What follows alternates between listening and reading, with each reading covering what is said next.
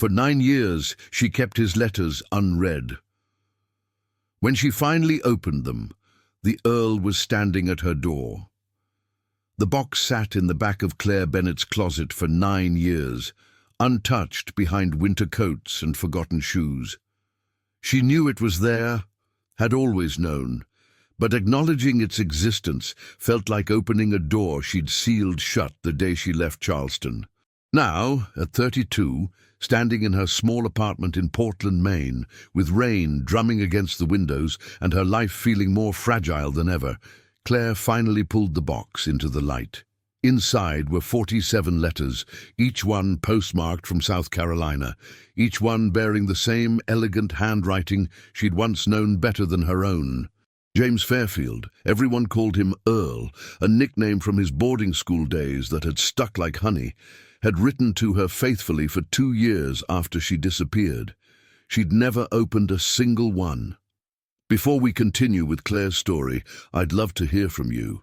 If you're enjoying this, please subscribe to the channel and leave a comment letting me know where you're watching from. Your support means everything and helps us bring you more stories like this one. Now let's get back to Claire and those unopened letters. The apartment felt too quiet as she sat cross-legged on her bedroom floor, the box between her knees.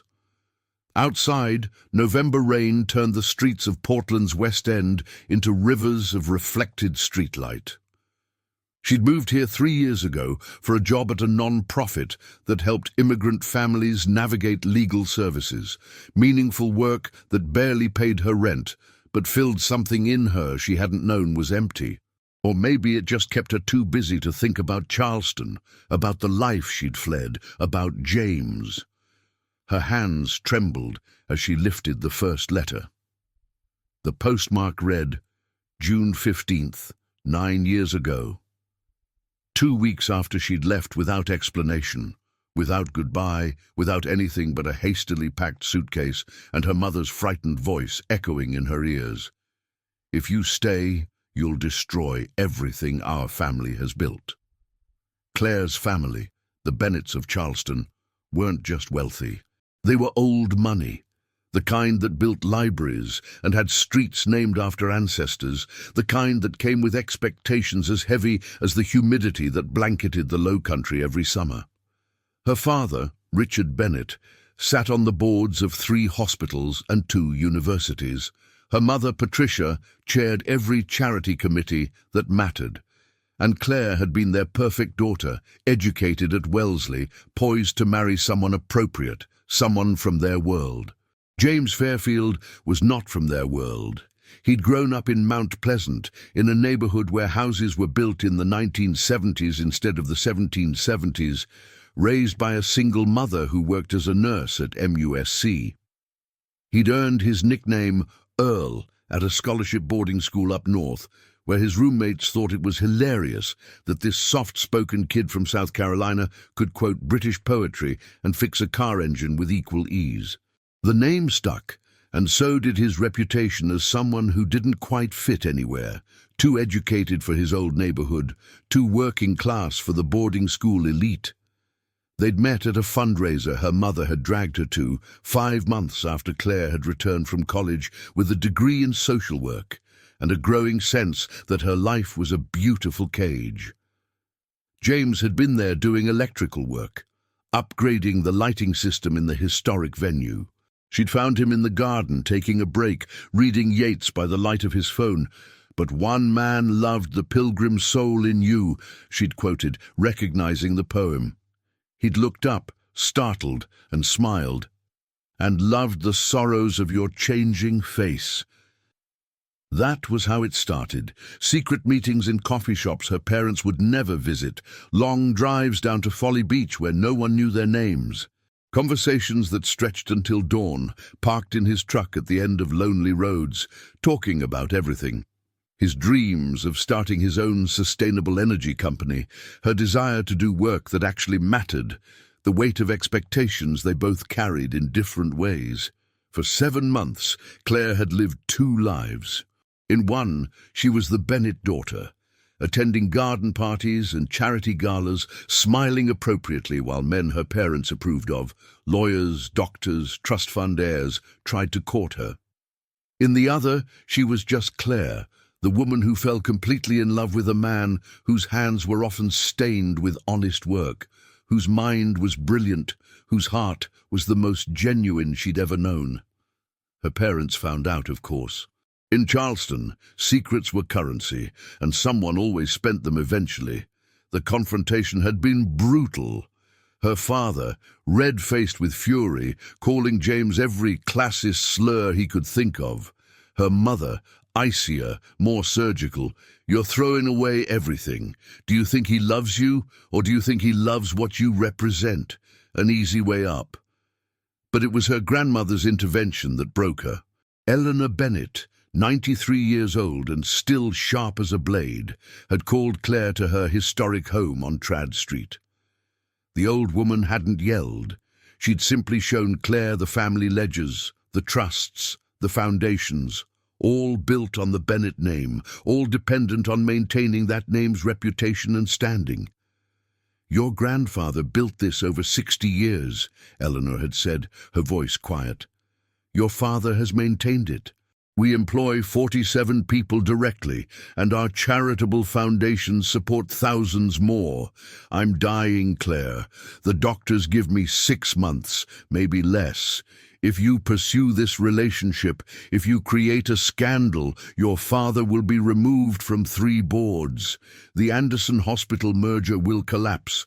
They've already expressed concerns about family stability. That's 200 jobs, and the cancer center funding." She'd paused, letting it sink in. "I know that's not fair. I know you should be able to love who you love. But actions have consequences, and you need to decide if your happiness is worth the harm it will cause to others who have done nothing wrong." Claire had been 23 and drowning. She'd tried to talk to James, tried to explain the impossible position she was in, but how do you tell someone you love them but can't be with them because of hospital mergers and family trusts? How do you say that your love, as real as it is, might cost people their livelihoods? So she'd run instead, left a note in his truck saying she couldn't do this anymore, that it was too hard, that she was sorry. Then she'd packed a bag and driven north, first to Boston, then to Portland, taking a job that paid barely enough to live on, cutting herself off from her family's money and influence, trying to atone for the cowardice of her exit by doing something that mattered. The letters had started arriving 2 weeks later, forwarded from her old address by the one friend she'd trusted with her location. She'd recognized James's handwriting on the first envelope and couldn't open it. Opening it would mean facing what she'd done, would mean feeling everything she'd locked away to survive, so she'd put it in a box, and then the next one, and the next. Now 9 years later, with her grandmother 3 years dead, and her parents no longer speaking to her anyway, they'd cut her off the month she refused to come home, Claire finally broke the seal on the first letter. The paper was expensive, cream-colored.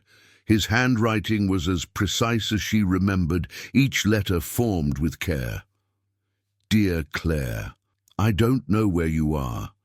Sarah wouldn't tell me, and I respect that. You obviously don't want to be found.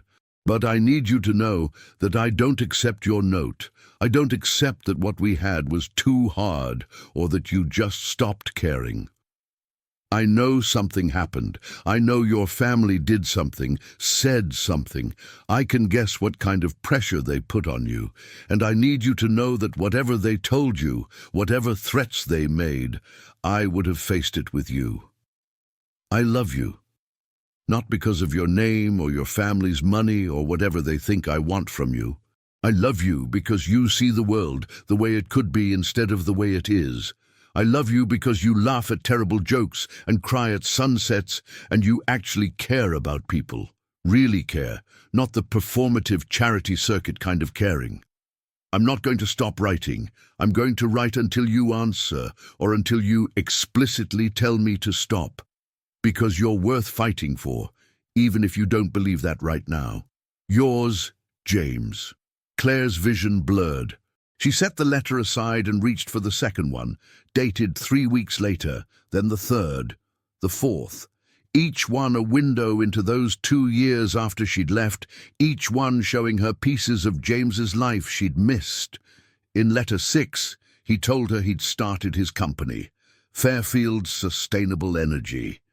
Small at first, just him and one employee installing solar panels and energy-efficient systems. In letter 12, he wrote about landing his first major contract. In letter 19, he described expanding to 3 crews, but the business updates were never the main content. Mostly, he wrote about the ordinary poetry of life, a sunrise over Charleston Harbor that made him think of her, a line from a book he knew she'd love, the way he'd driven past the coffee shop where they'd first really talked and had to pull over because the grief was too sudden and too sharp. Letter 23 was different. His handwriting was shakier, the words more raw. Claire, I saw your mother today. I'd been trying to get answers, so I finally went to your parents' house. Your father wouldn't speak to me, but your mother came out. I thought maybe she'd tell me something, anything, about why you left. Instead, she told me everything I already suspected. The pressure they put on you, the threats about your grandmother's foundations, the way they made you choose between your happiness and other people's well-being. I'm so angry, Claire. Not at you, at them, at a system that makes love contingent on class and reputation, at myself for not seeing how trapped you felt. But here's what I need you to know. I would have walked away. If you'd told me what was happening, I would have ended things myself, rather than let you carry that impossible choice alone. Not because I didn't love you, but because I did. Because loving someone means not letting them destroy themselves for you. You didn't have to run.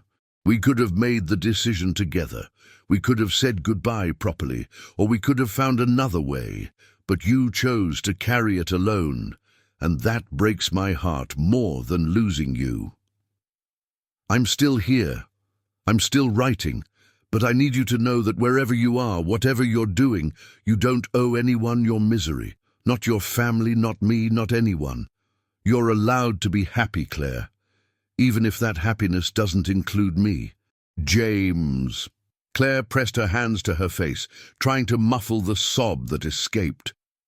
The rain outside had intensified, hammering against the windows like it was trying to break through.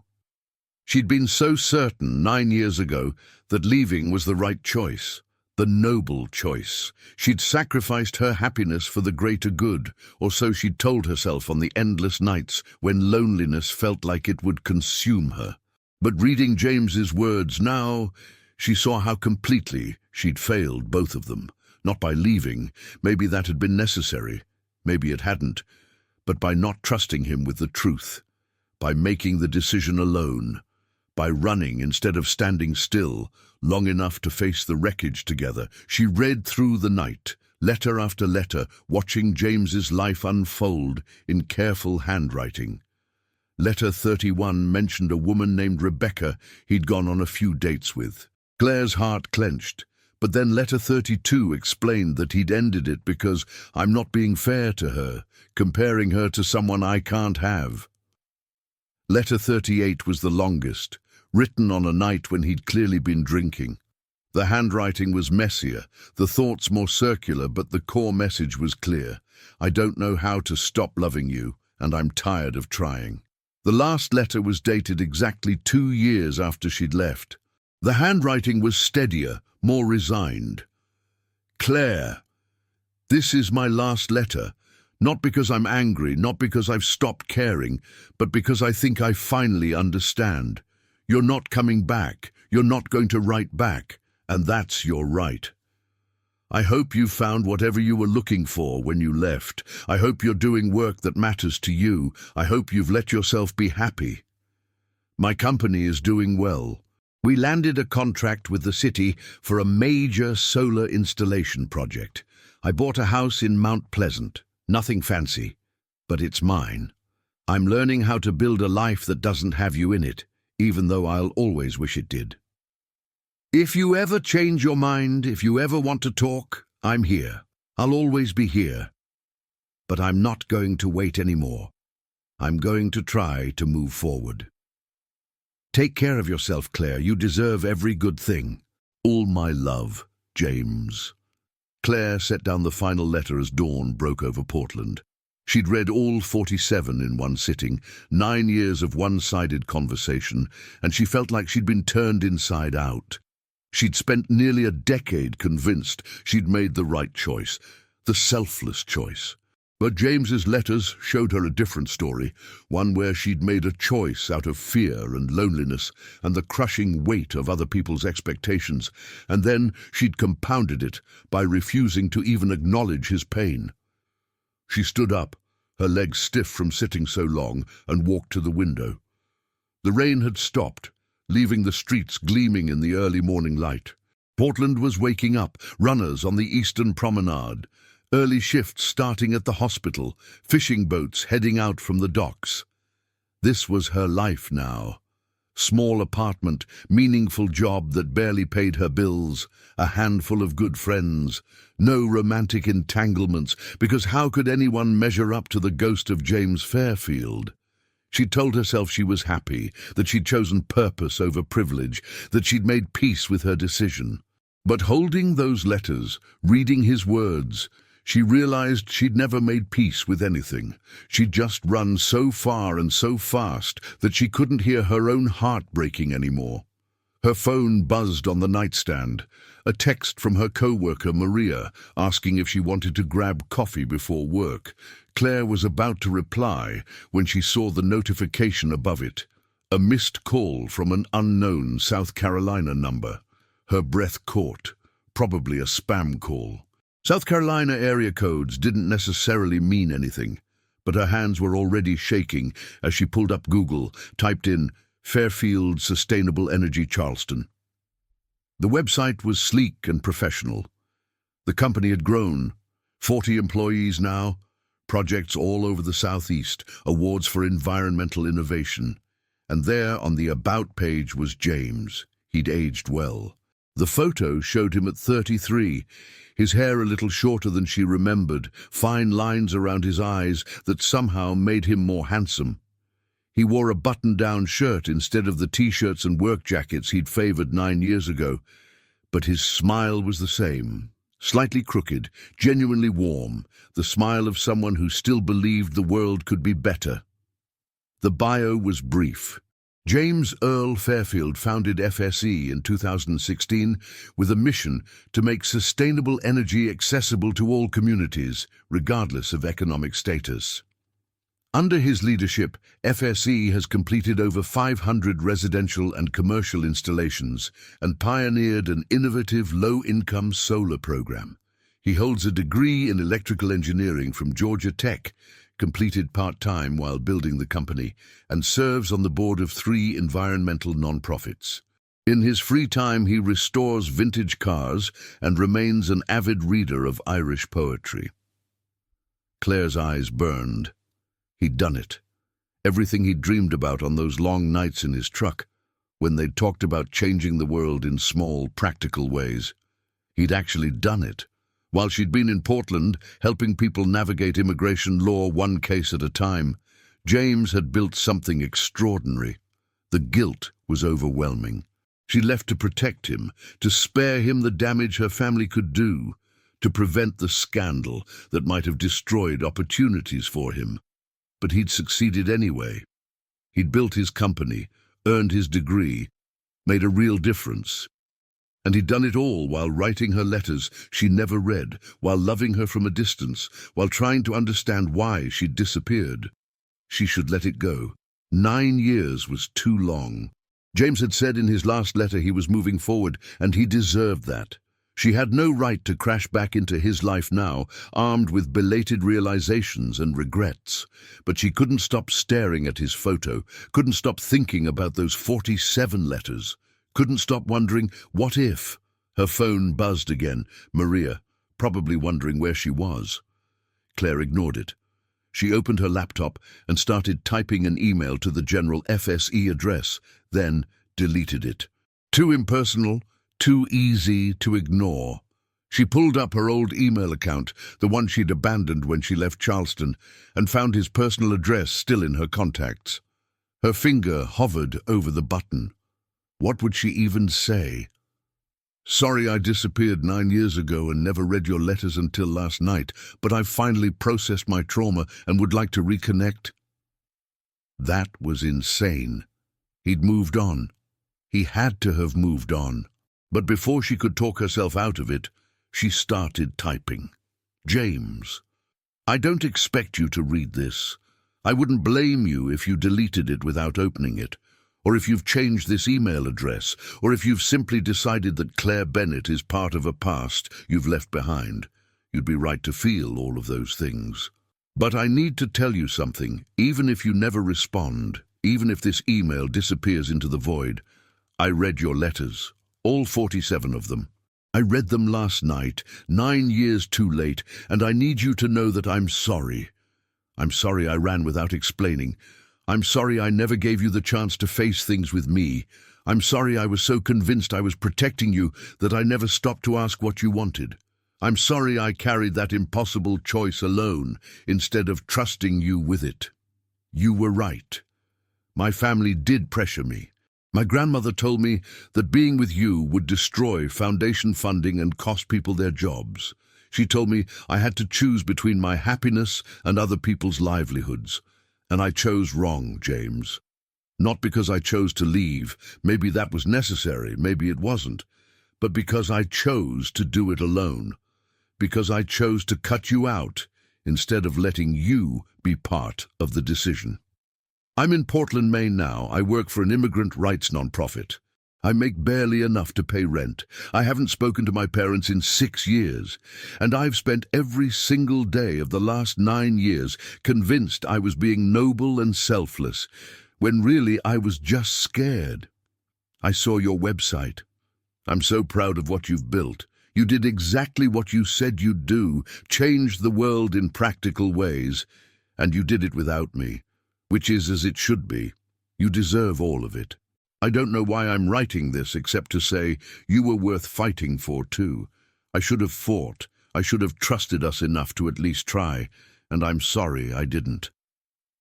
Take care of yourself, James. I hope you're happy. Claire.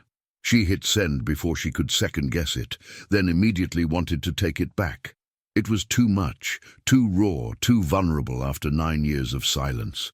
He probably wouldn't even respond. Why would he?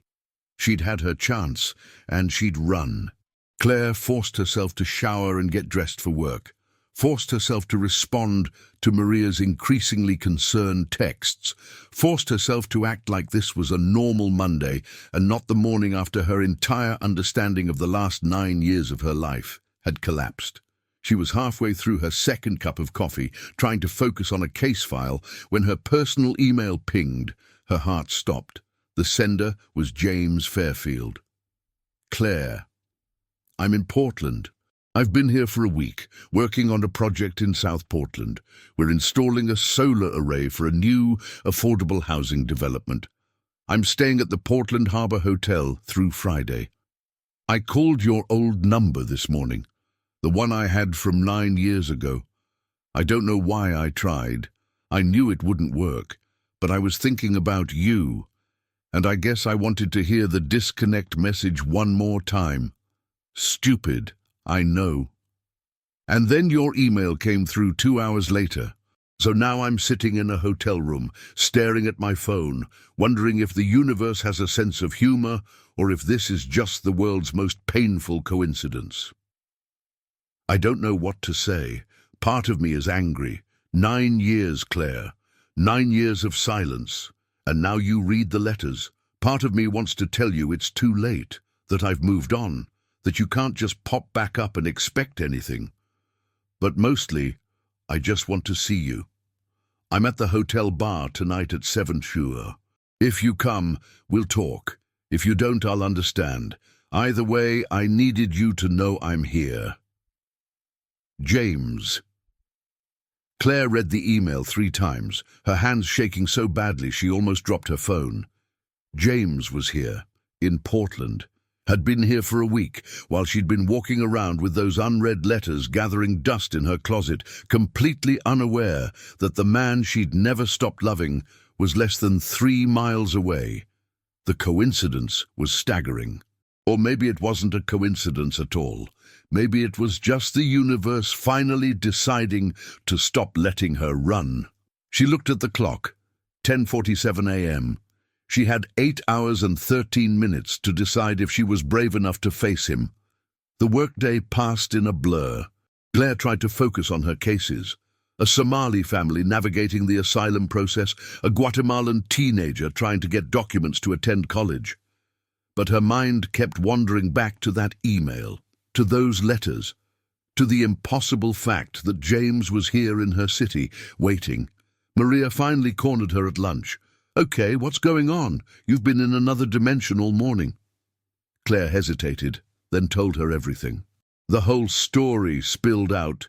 James, Charleston, the letters, the email, the fact that he was in Portland right now, asking to meet. Maria listened with increasingly wide eyes. "You're going, right?" Maria said when Claire finished. "Please tell me you're going. I don't know, what if it's too late? What if I just make everything worse? Worse than spending another 9 years wondering what if." Maria leaned forward. "Claire, I've known you for 3 years. You're the most dedicated, caring, competent person in this office. You throw yourself into everyone else's problems, but I've never once seen you put yourself first. I've never seen you do something just because it might make you happy. That's not... It is true. You left your family because staying would have been selfish. You took this job because it's important work, not because it pays well. You've dated maybe twice since I've known you, and you sabotaged both of them the second they got serious. You're so busy atoning for some imaginary sin that you've forgotten you're allowed to want things." Claire stared at her coffee, unable to argue. Maria wasn't wrong. She'd built a life around service and sacrifice, convinced herself that wanting more was selfish, that happiness was something other people got to have. "He's at the hotel bar at 7, Claire said quietly. "Then you have 6 hours to stop being afraid of your own life." Maria squeezed her hand. "Go, even if it's scary, even if it hurts. Go." At 6:45, Claire stood in front of her bathroom mirror, changing outfits for the 4th time. Nothing felt right. The blue dress was too formal. Jeans were too casual. Finally, she settled on dark pants and a soft grey sweater, something that felt like her current self, not the Charleston debutante she used to be, or some imagined version of who James might expect. The Portland Harbor Hotel was a 10-minute walk from her apartment. Claire took 15, her heart pounding harder with each step. The November air was cold enough to see her breath, the city settling into its early winter rhythm. Lights glowed in the windows of the old port restaurants. Tourists and locals mixed on the sidewalk. Everything felt simultaneously too real and completely surreal. She paused outside the hotel, hand on the door, giving herself one last chance to turn around.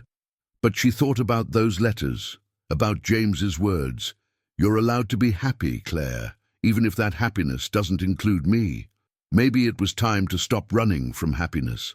Maybe it was time to be brave enough to want something for herself. She pushed through the door.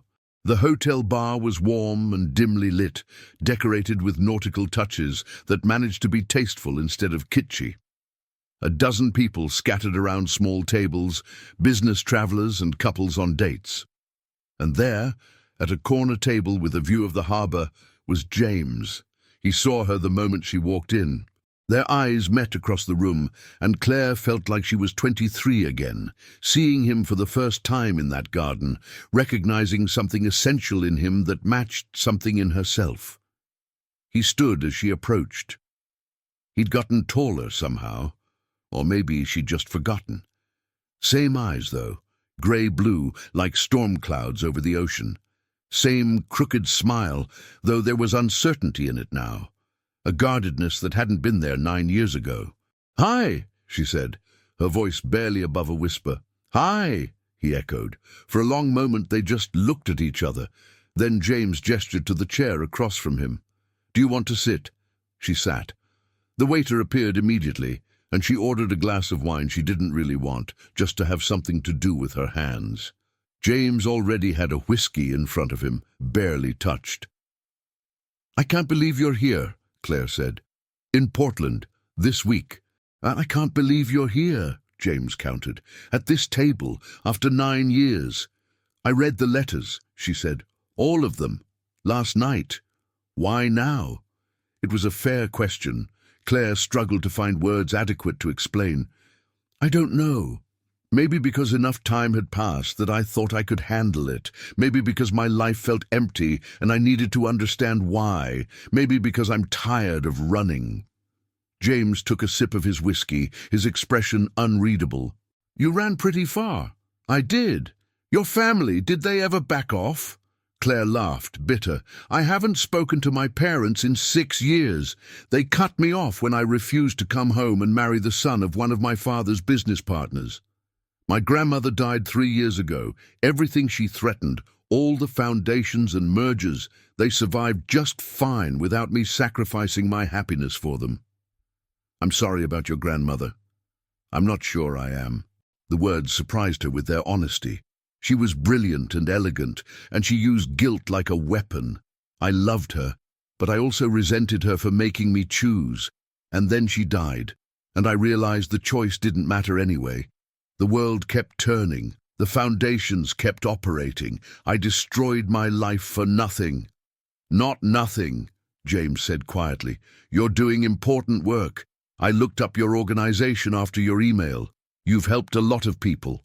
So have you. Fairfield Sustainable Energy.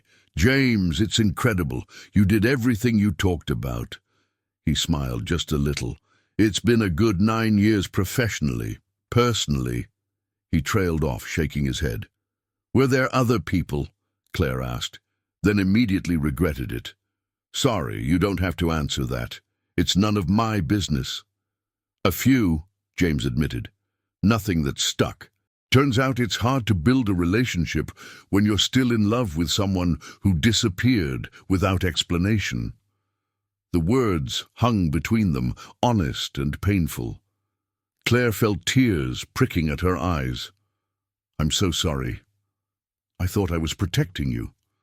I thought if I stayed, my family would destroy your company before it even got started. I thought—" "You thought wrong," James interrupted, not unkindly. "My company would have been fine, Claire. Your family could have made things harder, sure, but I would have managed. I didn't need protection. I needed partnership. I needed you to trust me enough to face things together. I know that now. But at 23, with my grandmother dying and my parents threatening everything, I felt like I was drowning. Running felt like the only way to survive." James was quiet for a long moment, staring into his whiskey. When he looked up, his eyes were sad. "I understand why you left. I've had 9 years to work through it, and I understand. What I don't understand is the silence. Even after you left, you could have written back. You could have explained. Instead, you let me spend 2 years sending letters into the void, never knowing if you even got them." "I was scared," Claire whispered, "scared that if I opened even one letter, I'd break. I'd convinced myself that the only way to make leaving bearable was to cut off everything completely. If I read your words, I'd want to come back, and coming back would mean failing everyone who depended on me. Did it ever occur to you that I was depending on you too?" The question landed like a physical blow. Claire pressed her hands to her face, trying to hold back sobs. I'm so sorry, James. I made terrible choices. I was selfish and cowardly, and I hurt you, and I can't take any of it back. I read your letters last night, and I realized I've wasted 9 years of my life running from the only thing that ever made me happy. And I know it's too late. I know you've moved on. But I needed you to know that I read them. That they mattered. That you've always mattered. The tears came then, hot and unstoppable.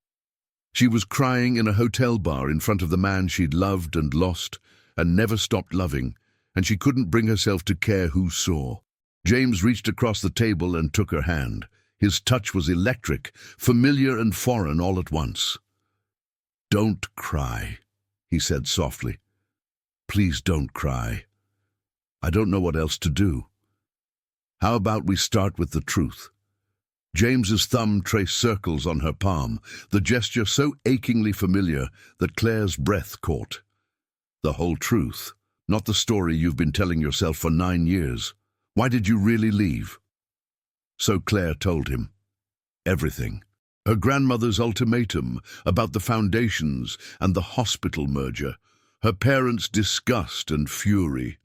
The way they'd made her feel like loving James was a betrayal of everyone who'd built the Bennett name. The impossible weight of generational expectation and the fear that her happiness would cost other people their livelihoods. But she also told him the deeper truth, that she'd left because she was terrified. Terrified of fighting her family, terrified of public scandal, terrified of being disowned and losing the only identity she'd ever known. She'd convinced herself she was being noble, but really, she'd just been too scared to choose her own happiness over other people's approval. James listened without interrupting, his hand still wrapped around hers. When she finished, he was quiet for a long time. "Thank you," he finally said, "for telling me, for trusting me with that." "It doesn't change anything," Claire said. "I still made terrible choices. I still hurt you." "You did," James agreed, "but I'm not blameless either. I pushed too hard at the end. I showed up at your parents' house, confronted your mother. I thought I was fighting for us, but maybe I made things harder for you. You were 24 and in love. You didn't do anything wrong. Neither did you. Not really." James released her hand, and Claire immediately missed the contact. "You were 23 and trapped in an impossible situation. You made the choice you thought you had to make. I'm not saying it was the right choice, but I understand it better now." "What about now?" Claire asked, her voice barely audible. "Is it too late?" James looked at her for a long moment, and she saw the war playing out behind his eyes. Hope and hurt, longing and caution, the desire to protect himself battling with the desire to reach for her. "I don't know," he said honestly. 9 years is a long time. We're different people now. I'm not sure we can just pick up where we left off." "I don't want to pick up where we left off," Claire said. "That girl who ran was broken and scared. I'm not her anymore. I don't want the past back. I want to know if there's a future." "Are you staying in Portland?" "For now, my work is here.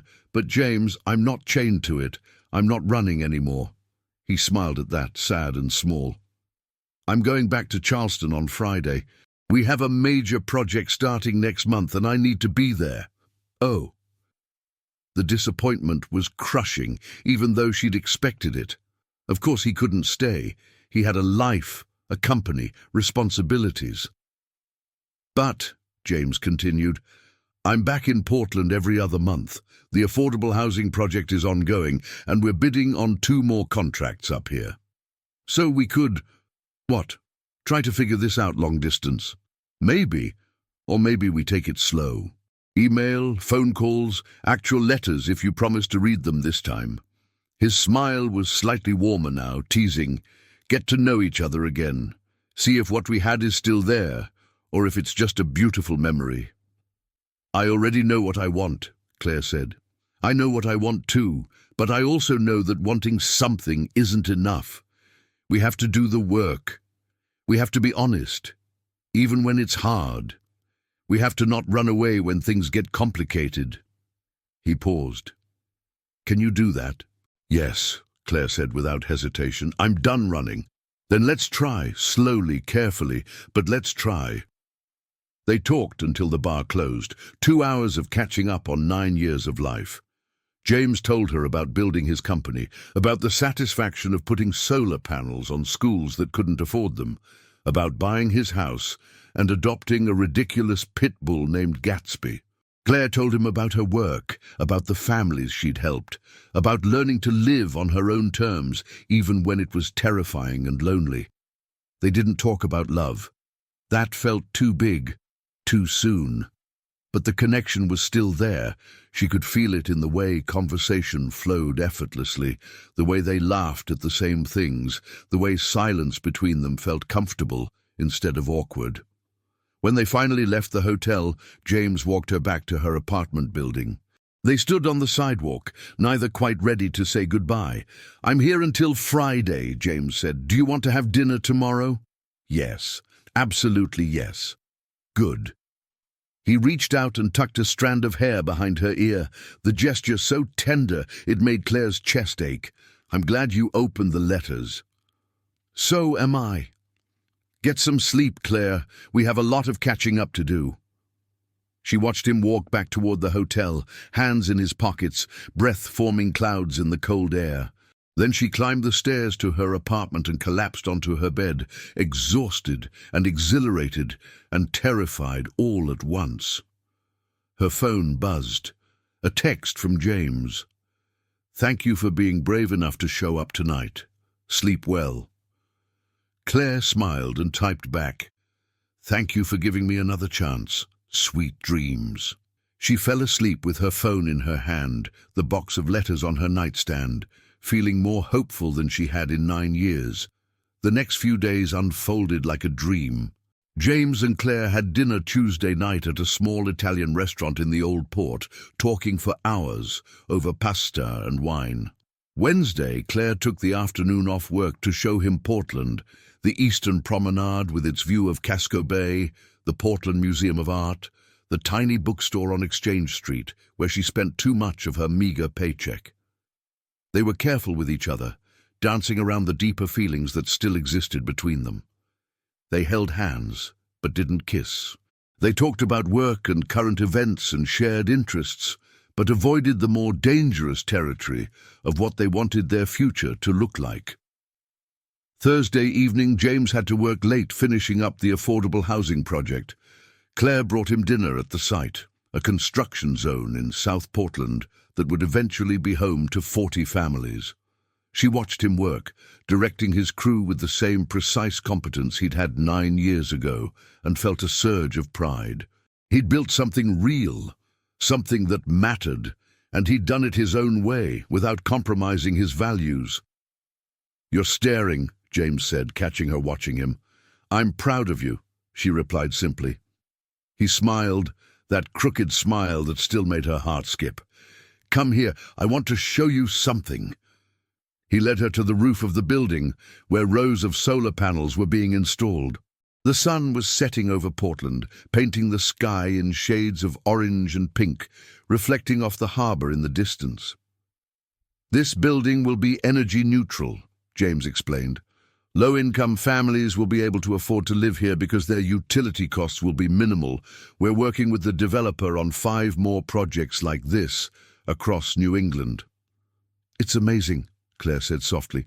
"It's what I wanted to do, what we talked about doing, back when—" He trailed off. "Back when we thought we could change the world together," Claire finished. James turned to face her fully. The setting sun lit his profile, highlighting the lines at the corners of his eyes, the grey just starting to appear at his temples. He looked like an adult in a way he hadn't 9 years ago, settled, successful, sure of himself. "We still could," he said quietly, "change the world. Maybe not together the way we planned, but parallel. You doing your work, me doing mine. Is that what you want? Parallel?"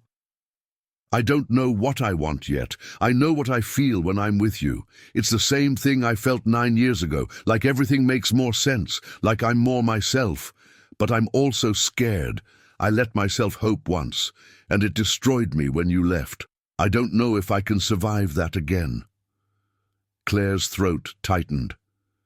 "I'm scared too.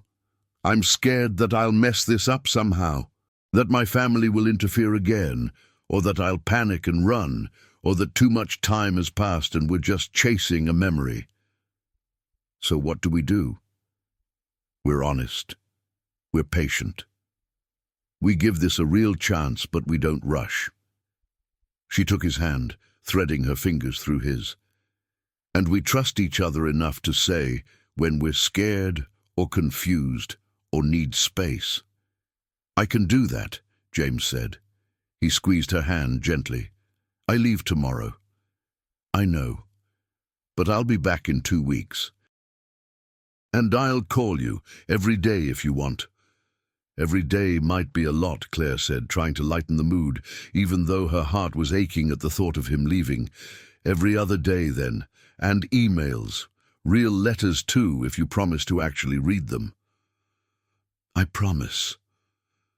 She stepped closer, close enough that she could feel the warmth of his body in the cooling evening air. "James." "Yeah? Can I kiss you?" He looked surprised, then pleased. "I thought we were taking it slow."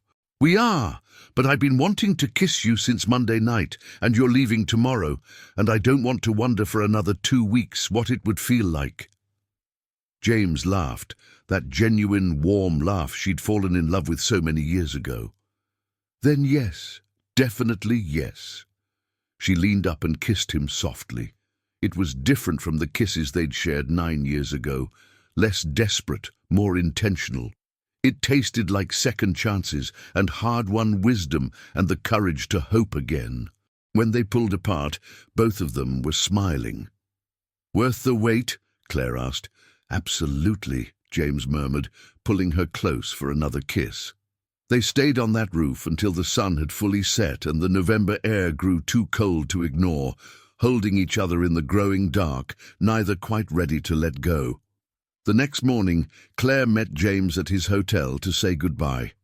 He was loading equipment into his truck, preparing for the long drive back to Charleston. She helped him secure the last few cases. Then they stood in the parking lot, both of them aware this was the moment where reality crashed back in. 2 weeks, James said. "I'll be back for a site inspection." "I'll be here," Claire promised.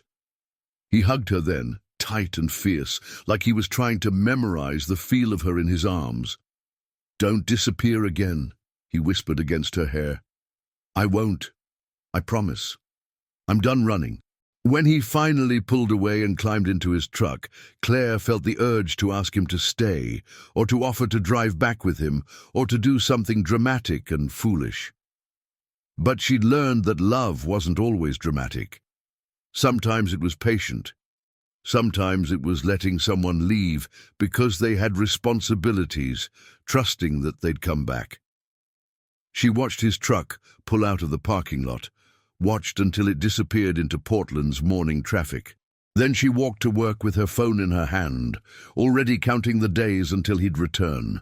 The 2 weeks that followed were both wonderful and excruciating.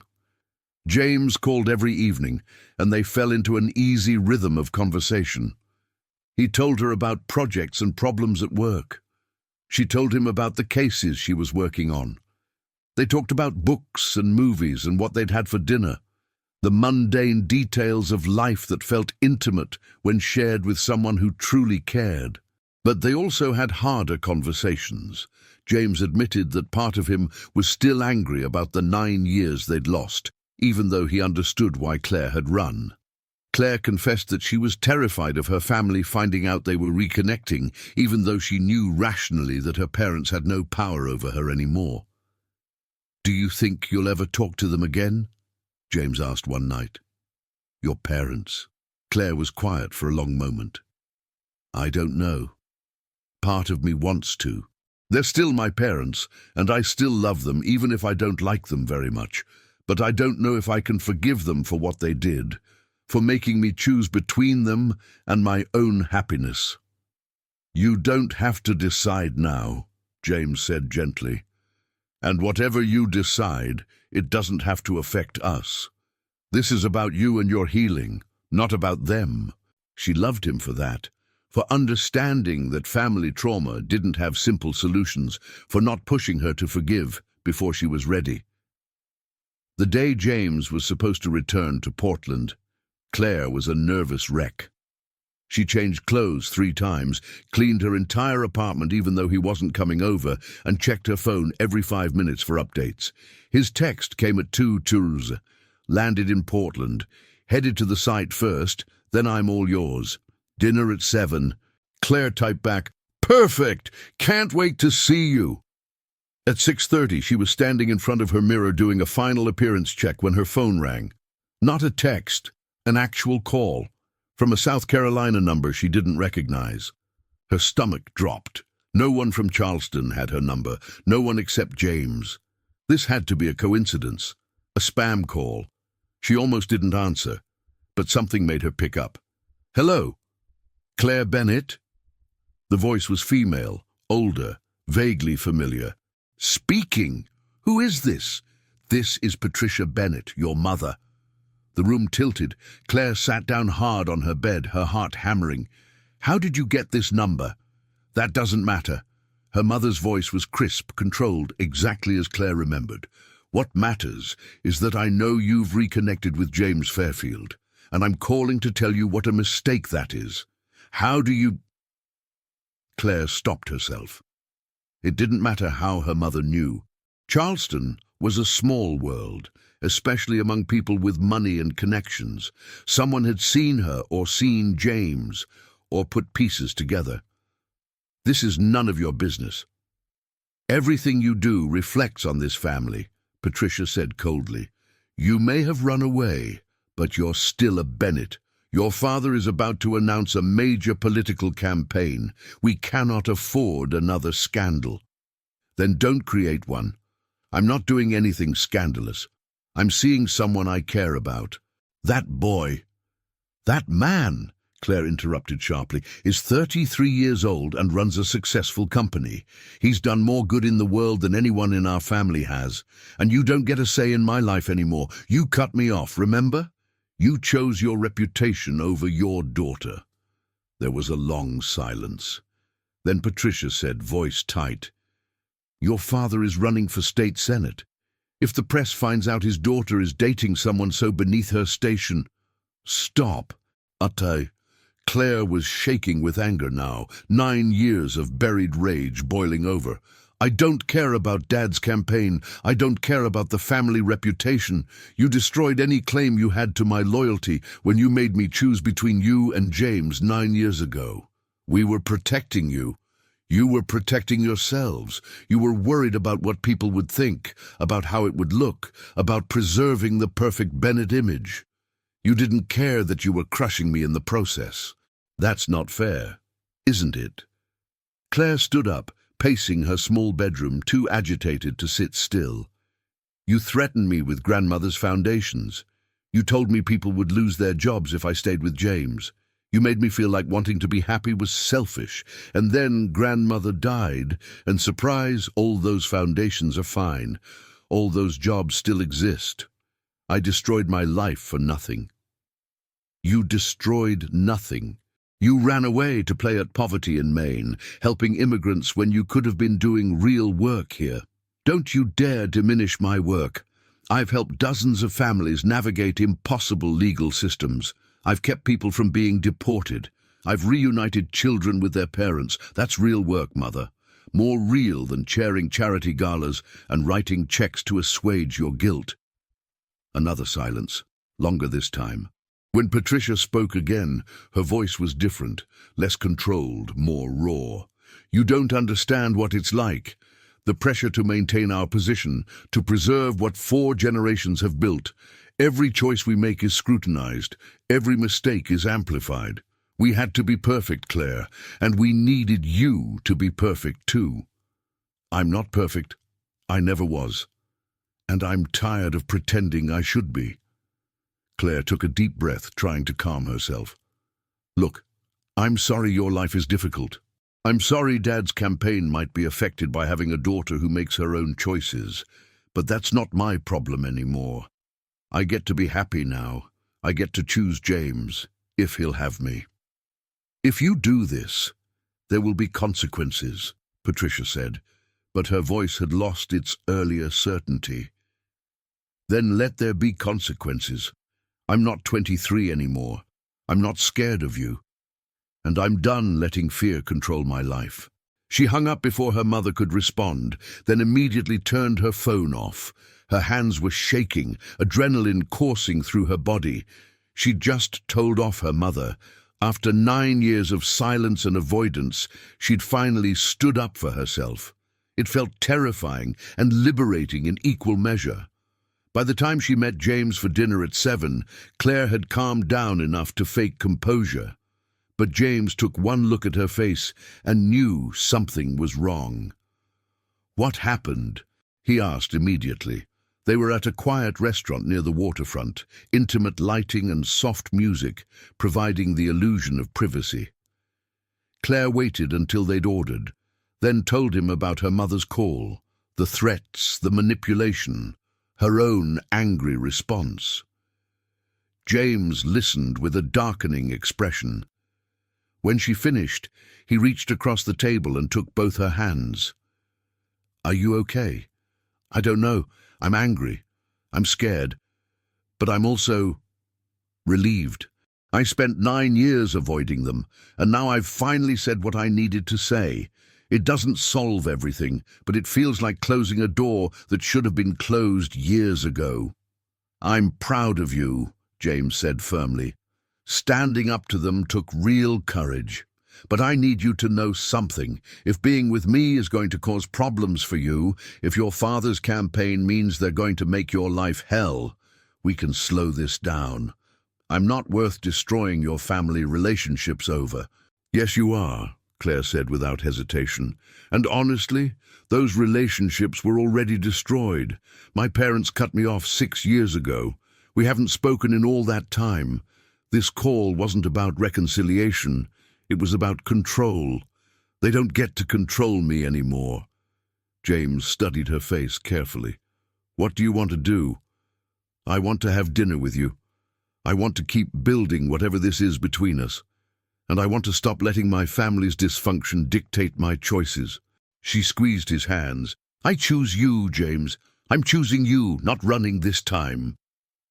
His smile was slow and genuine. "Then let's have dinner." They did, and the conversation shifted to lighter topics. The solar installation project, a book James was reading, a funny case Claire had worked on, where a client's parrot had been the key witness to proving he'd been home during a robbery. They laughed and talked like people who'd known each other forever, which in a way they had. After dinner, they walked along the eastern promenade. The harbour spread out before them in the darkness, lighthouse beams cutting through the night.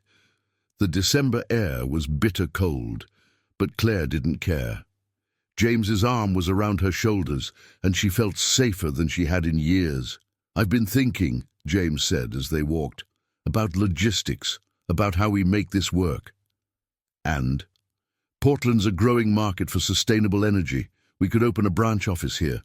I'd need to spend time in Charleston still, but I could split my time. 2 weeks here, 1 week there, something like that." Claire stopped walking, turning to face him. "Are you serious? You'd move your business here?" "Not move, expand.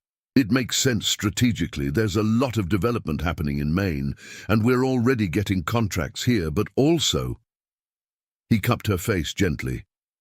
"I don't want to do long distance forever. I don't want to spend 9 years writing letters you may or may not read. I want to actually be with you. That's a huge decision. You can't make it just for me." "I'm not. I'm making it for us, and for the business. Both things can be true." He kissed her forehead. "But I need to know you're in this, really in this. No running, no disappearing when things get hard." "I'm in," Claire said firmly, "completely in. Whatever comes. Family drama, business complications, the inevitable arguments we'll have. I'm staying. I'm fighting for this. For us." "Good. Because I love you. I never stopped loving you, even when I was trying to. And I need you to know that before we go any further." Claire's eyes filled with tears. "I love you too. I've loved you for 9 years, even when I was pretending I didn't." They kissed then, standing on the promenade with the cold wind whipping around them, and Claire felt something inside her finally settle into place. This was right. This was home. Not Charleston, with its historic houses and family legacy, not Portland with its progressive values and immigrant families, but here, in James's arms, building something new together. Over the next 3 months, they navigated the complicated process of merging their lives. James opened a Portland office for Fairfield Sustainable Energy in February, hiring 2 local installers and a project manager. He split his time between Maine and South Carolina, and Claire quickly learned that having him for 2 weeks and missing him for 1 was far better than 9 years of nothing. Claire's mother called twice more, each time with some version of the same threats about the family reputation and her father's campaign. The second time, Claire simply said, "Mom, you can either accept that I'm building a life on my terms, or you can keep trying to control me and lose me forever. Your choice." Patricia had hung up without responding, but she hadn't called again. In March, Claire got an unexpected email from her younger brother Thomas, whom she hadn't spoken to in 6 years. He was getting married in June and wanted her to come. More importantly, he wanted to meet James. "My wedding, my guest list," Thomas wrote. "Mum and Dad are footing the bill, but they don't get to tell me who I can invite. I miss you, Claire.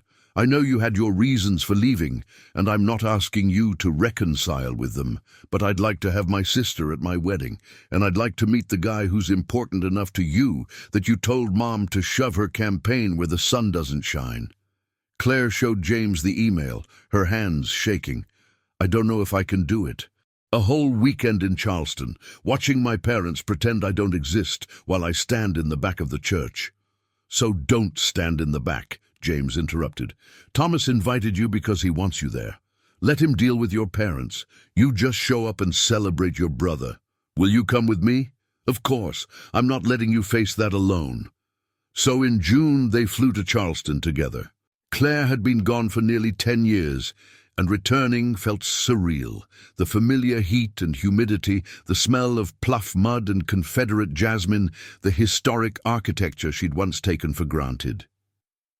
They stayed at James's house in Mount Pleasant, and Claire met Gatsby the pit bull, who was indeed ridiculous, and immediately adored her. The rehearsal dinner was awkward, but manageable. Claire's parents were icily polite, acknowledging her presence with the bare minimum of civility.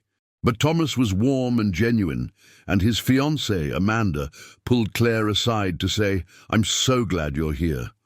Thomas has missed you so much." The real test came at the wedding itself. Claire wore a simple blue dress and sat in the 3rd row with James beside her, watching her baby brother get married.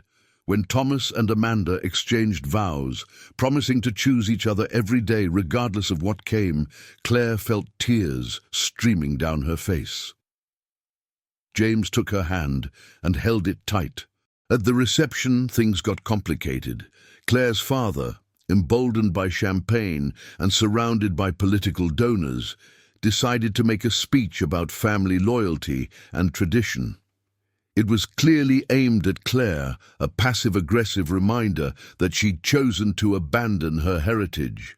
But Thomas, bless him, grabbed the microphone when his father finished. "And while we're talking about family," he said, his voice carrying across the elegant reception hall, "I want to thank my sister Claire for being here. She's been through a lot with this family, and the fact that she came today means everything to me. And James, man, thanks for taking care of her. Anyone who makes my sister smile like that is family, as far as I'm concerned." The room erupted in applause. Claire saw her mother's face go white, her father's turn red. But she also saw genuine warmth in the eyes of cousins and aunts and uncles who remembered her, who'd always liked her, who'd perhaps never fully understood why she'd left. After the toast, several family members approached her. Her Aunt Margaret, who'd always been kind, her cousin David, who worked at a legal aid clinic in Columbia, even her grandmother's old friend, Mrs. Harrison, who hugged Claire and whispered, "Eleanor would be proud of you for choosing your own path." By the end of the night, Claire felt lighter. She hadn't reconciled with her parents, that might never happen, but she'd reclaimed her connection to the rest of her family. She'd shown up, been honest about who she was and who she loved, and survived.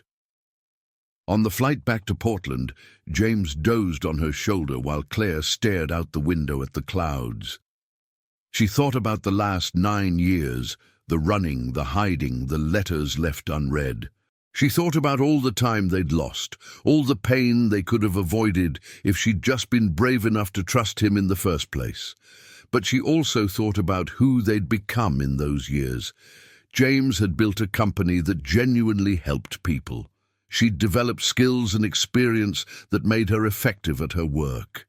They'd both grown up, learned hard lessons, figured out who they were outside of each other. Maybe they'd needed those 9 years.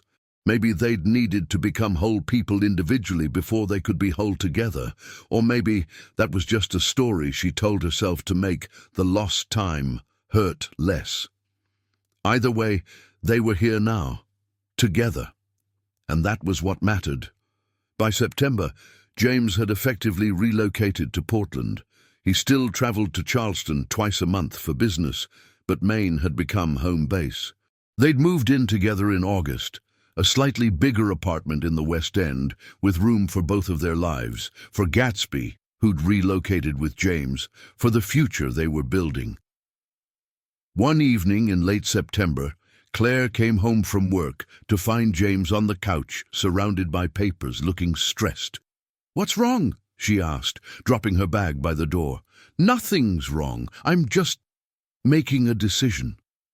He looked up at her, his expression serious. "We got an offer to be acquired. A major renewable energy company wants to buy Fairfield Sustainable Energy. They'd keep the name, keep all our employees, expand our mission, and they're offering enough money that I could retire at 33 if I wanted to." Claire sat down beside him carefully. "What do you want to do?" "I don't know. Part of me wants to take it, cash out, use the money to do good in other ways, maybe start a foundation. Part of me feels like I'd be selling out, abandoning what I've built."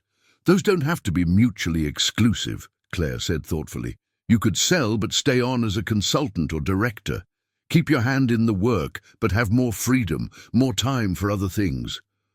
"Other things like what?" She took a breath, gathering her courage. "Like getting married, having kids if we want that, traveling, building a life that's not just about work." James set down the papers, giving her his full attention. "Is that what you want?" "I want a future with you.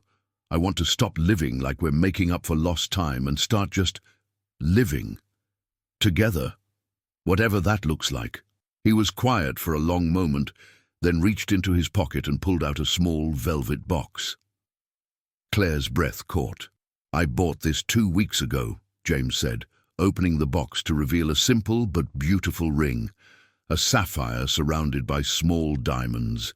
"I was trying to figure out the right time, the right way to ask. But maybe the right time is now, when we're talking about the future we want to build." "James, let me finish." He slid off the couch and knelt in front of her, and Claire felt tears already starting. "Claire Bennett, I loved you 9 years ago. I loved you through 9 years of silence and uncertainty, and I love you now, more than I thought it was possible to love anyone. You're brave and stubborn and brilliant and kind, and I want to spend the rest of my life with you. Will you marry me?" "Yes," Claire said, the word coming out as half laugh, half sob. "Yes, absolutely yes." He slipped the ring onto her finger, and it fit perfectly. Then he kissed her, and she kissed him back, and Gatsby barked excitedly from his bed in the corner, sensing something important was happening. "I'm selling the company," James said when they finally broke apart. "I'm taking the offer, because you're right. I want a life that's not just about work. I want time with you. I want to travel to places we've talked about. I want to start a foundation that does the kind of work we both care about. I want to build something new together." "Are you sure?" Claire asked, even though her heart was soaring. "I've never been more sure of anything." They were married in November, a year and 6 days after Claire had finally opened those letters. It was a small ceremony on the Eastern Promenade, with the harbour behind them and the autumn leaves turning gold and red around them. Maria was Claire's maid of honor. Thomas flew up to be James's best man, bringing Amanda and their newborn daughter. A handful of close friends from both their lives witnessed them exchange vows that they'd written themselves. "I promise to stay," Claire said, her voice steady despite her tears. "To choose you every single day. To trust you with my fears and my hopes.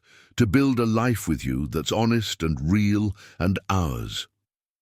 "I promise to love you," James responded. "Not the memory of you, not the idea of you, but the real, complicated, beautiful person you are. I promise to be patient when things are hard. I promise to believe in us, even when you're scared.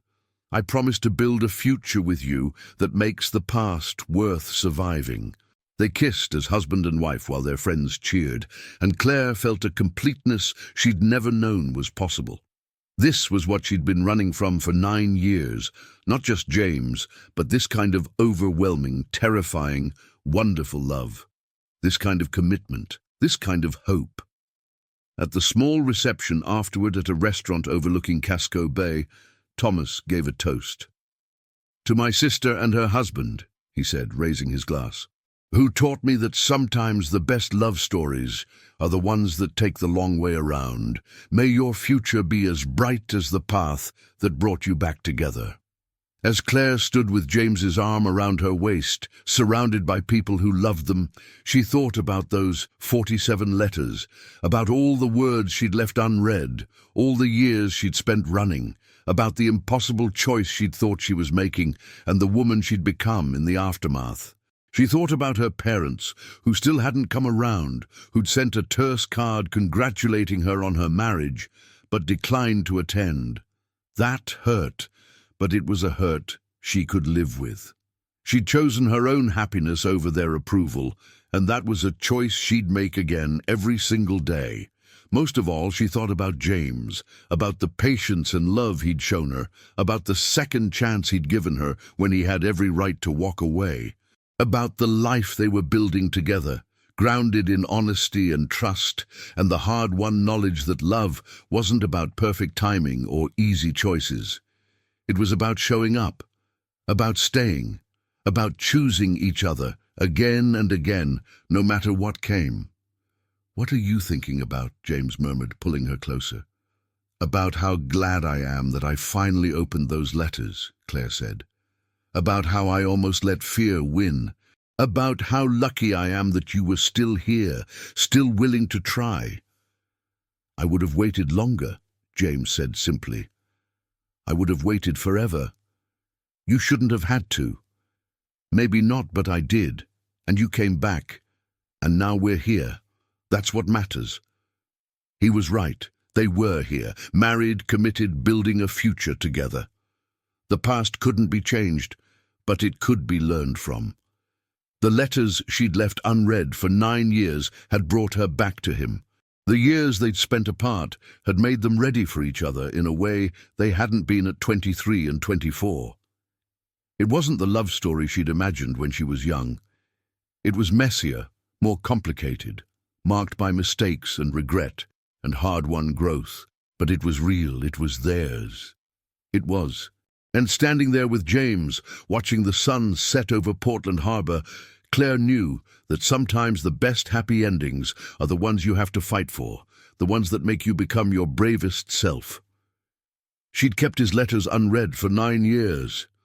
But when she finally opened them, the Earl was standing at her door, and this time she was brave enough to let him in. 3 years later, Claire and James stood in the living room of their house in Cape Elizabeth, watching their 1-year-old daughter, Eleanor, named for Claire's grandmother, complicated legacy and all, take her first wobbly steps. The Fairfield Foundation, funded by the sale of James's company, had just awarded its 50th scholarship to students pursuing careers in renewable energy and social justice. Claire still worked at the immigrant rights non-profit, now as director, while James split his time between foundation work and consulting. They'd built a life that was messy and real and utterly theirs. Claire's parents still kept their distance, though her mother had sent a gift when Eleanor was born, a hesitant gesture toward reconciliation that Claire was taking slowly. Thomas and Amanda visited regularly, and their daughter and Eleanor were growing up knowing each other. It wasn't perfect. There were hard days, arguments, moments when old fears resurfaced.